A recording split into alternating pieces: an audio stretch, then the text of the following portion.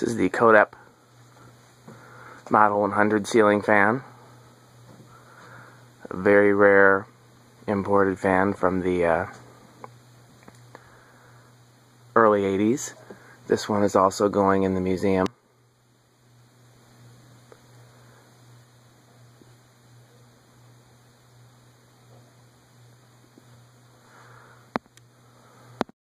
When I said that the Leslie lock was the last video for the museum, apparently I was telling a story. I'm going to have a few more, as a few more fans were requested to be added to the museum.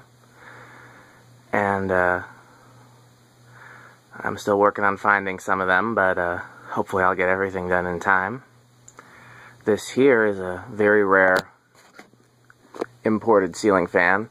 I would consider this to be the rarest of the import fans that we know about. There are a few really strange ones that Adam and others have found that we don't know the brand name or where they came from or anything like that, other than that they appear to have been made in Hong Kong in the late 70s, early 80s.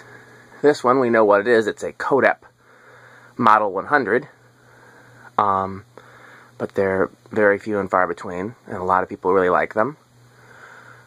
I learned yesterday, thanks to another collector that found an old advertisement for them, that the different versions of the Model 100 actually had different model names. One was the Galaxy, one was the Apollo. I don't remember which. This was the most expensive version here. Surprisingly, I would have thought this would have been the cheaper one, but the one with the designs on the side of the housing actually was the cheaper one. And you paid an extra, I think, $80 to get the integrated light kit on either model. So they definitely weren't cheap. I think this was $250, and then you paid an extra $89 to get the integrated light kit. And that was in, $1980. So, but these are really cool. I actually am just now thinking, do I have a magnet? Let's see if this is stamped brass or stamped steel brass plated. Let's find out. Yep, as I thought, it's solid stamped brass. So that's pretty cool.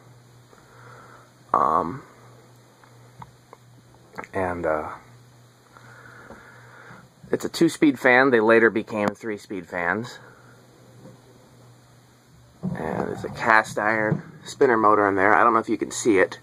It's the same motor that's in the Codeps of this era that don't have a housing. It's also very similar to the motor that's in like the early Moss Tropical Breezes and Golden fans and things like that. It's that shape of cast iron motor. Alright, let's check it out. As I said, it's a 2-speed fan. It has those pull chains with the off in the middle of it that were found in earlier heat fans and blender fans and originals and whatnot. So let's give it a pull and let's check out low speed.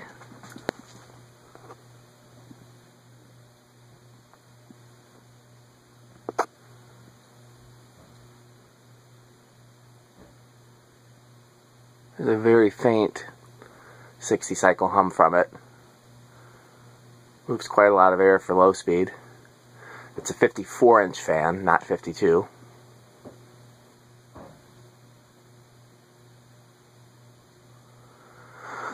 I pull it again, I get off. Pull it one more time, I get high.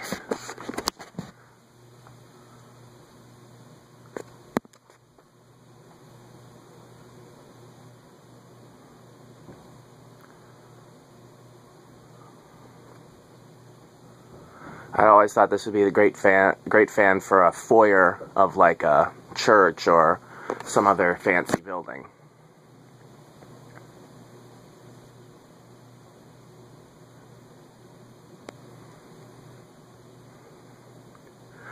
Let's see how long it takes to spin down.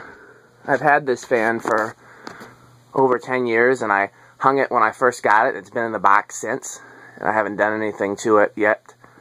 So it's cool that it's still in really good shape. Bearings still seem to be good even though it's sat for so long, which isn't always the case. Doesn't go super fast on high, but it is a 54-inch fan, and it does move quite a bit of air.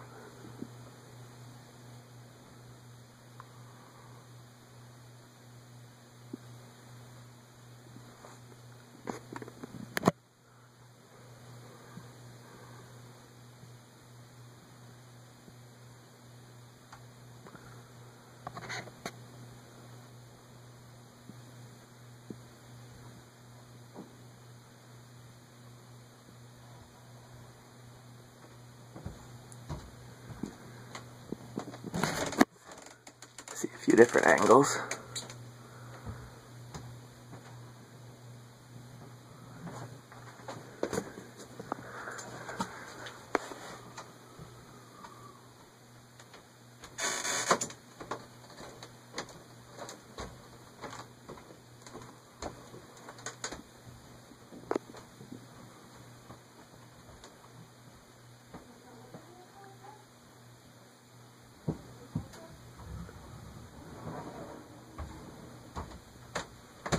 Alright, there you have it. Next time you see this fan, it'll be in the museum.